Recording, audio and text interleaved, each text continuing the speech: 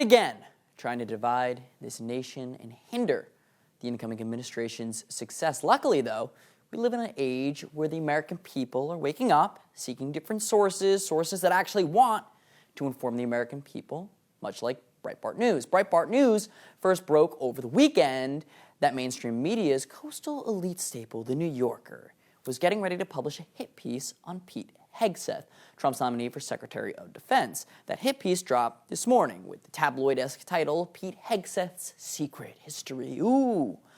In the hit piece, this rag whipped up, it appears The New Yorker has bought hook, line, and sinker accusations made against Mr. Hegseth, alleging drunken work outings and carousing with women from a disgruntled, jealous rival. The source The New Yorker is crafting their hit piece is a woman that used to work with Hegseth at the Concerned Veterans for America. The question then comes to, will the mainstream media continue to write hit pieces like this just to try to control the political climate and sabotage President-elect Donald Trump? Joining us now is one of those new faces of the new emerging media, Gerard Michaels, the host of Gerard versus Evil. Gerard, it's always great to talk to you. It's great to meet you, sir. What is your reaction to this latest hit piece? Do you think the mainstream media only lives to lie and gossip about Donald Trump and anybody that opposes their narrative?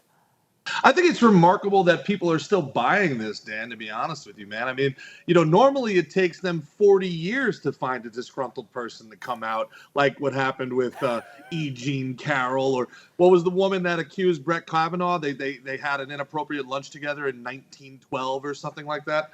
It took them 50 years to discover that RFK may have dabbled in a little black ops pharmaceutical trade. But when he was a Democrat, nobody knew. But he supports Trump for one day, and it's like, oh, he did this in college. He did it in college.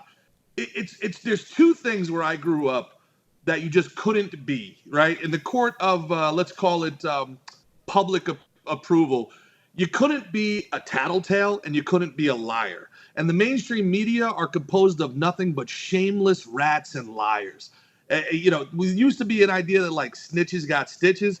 Now snitches get primetime television contracts, and so they can cry about get rid of all your friends that voted for Trump on Thanksgiving to their 17 viewers that they have left. Mind you, somebody's been leaving an 8-ball Easter egg hunt around the White House for the last 4 years, but the media has no interest in finding out who that is or how every single race for the House that happened to go 4 weeks after Election Day all broke for the Democrats. What luck. No journalist wants to delve into that anomaly, but no.